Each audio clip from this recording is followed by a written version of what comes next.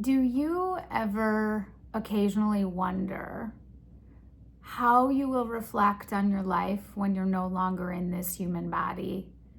Um, what meaning you will make from seeing it from a spiritual perspective, and what you would tell others about the meaning of life from the spiritual perspective when you're no longer in a human body. I think many of us have wondered that from time to time. And today I am going to share with you that exact perspective as it was dictated to me from my dad in spirit in a letter.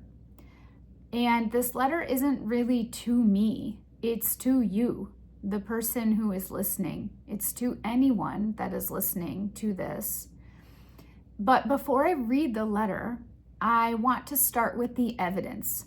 How did I know beyond a shadow of a doubt that these words came from my dad directly? I will share with you that this, for context, this was in a period of time when I was in what we'll call a spiritual awakening.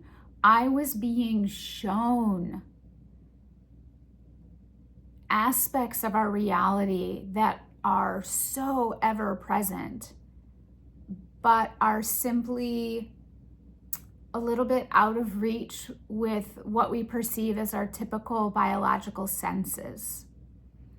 In this moment, I was having a profound experience of presence with my dad in spirit, where it was not just that I was feeling him in my space, but that I was feeling him as completely merged with me.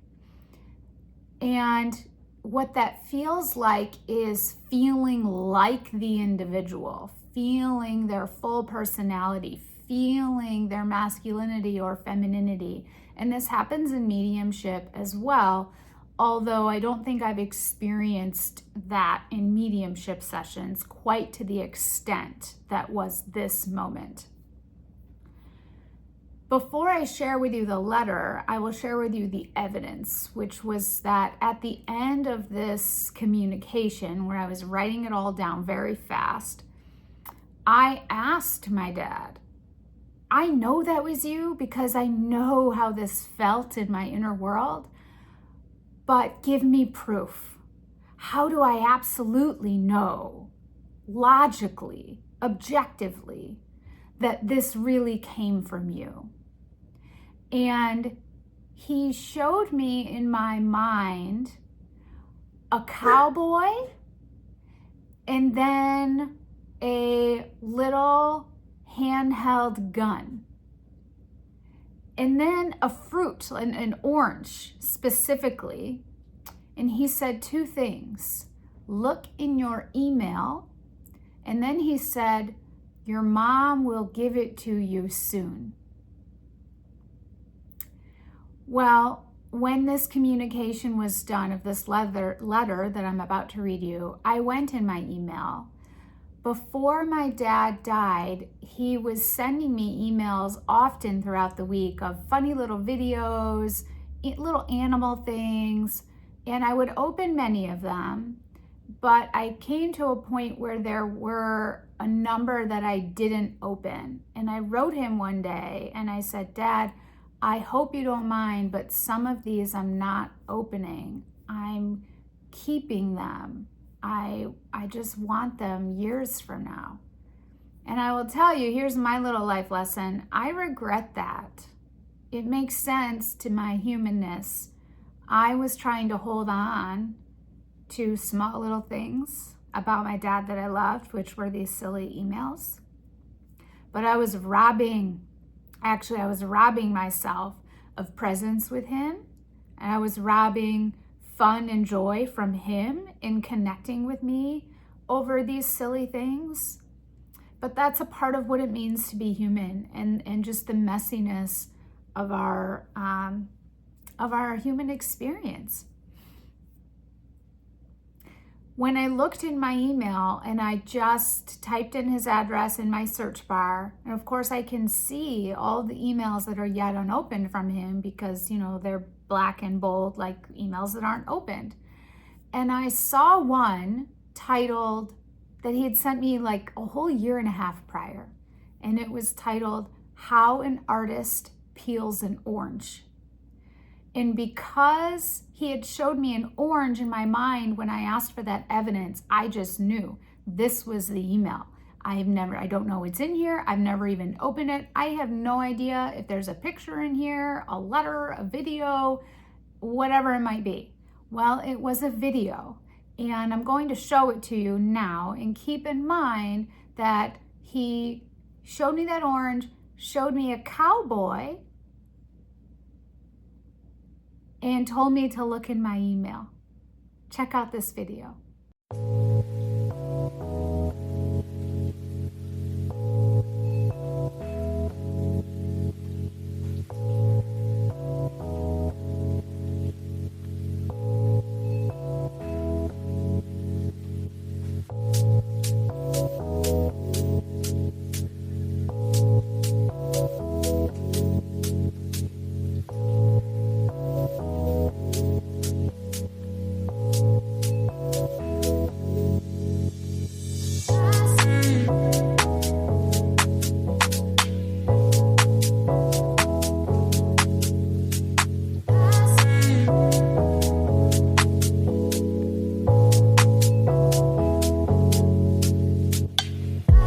Do you see how amazing that is? First of all, I hope you just enjoyed the video because that's super amazing. Kudos to the person. I wish I could credit where it came from, but I have no idea. Kudos to that person who can create that magic with an orange. But now it makes sense why he showed me a cowboy. What would ride atop of that horse?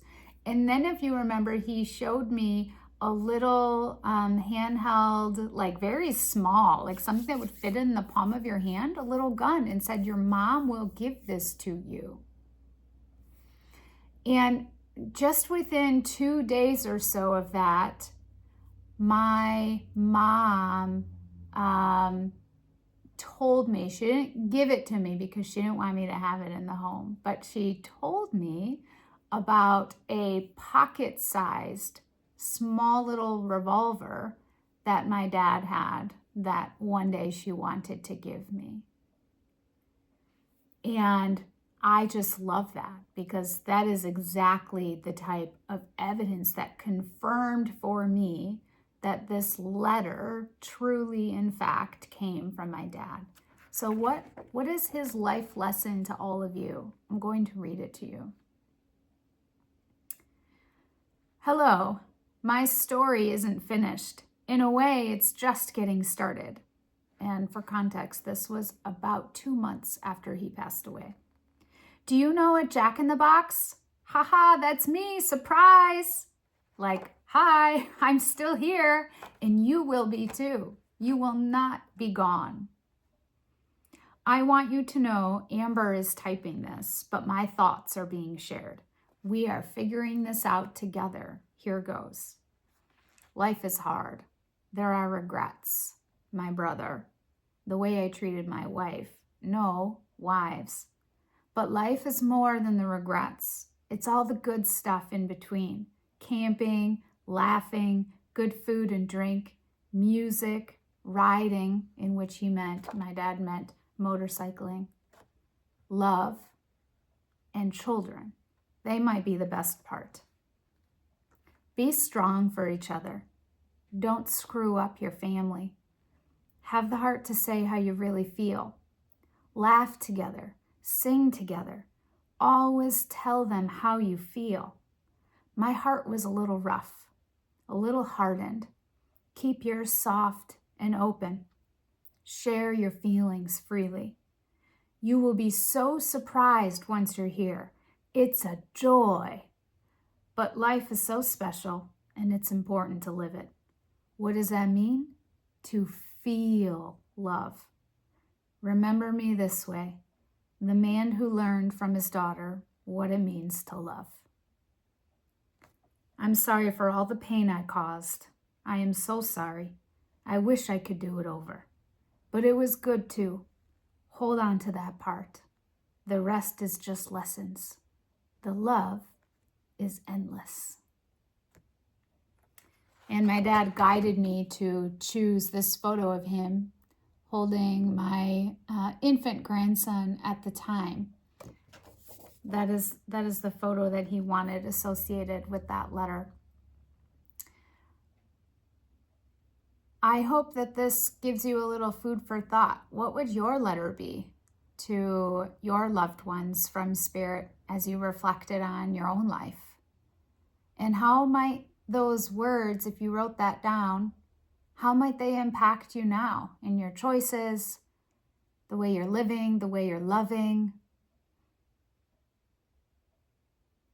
Maybe some food for thought for all of us. Thanks for listening, everybody.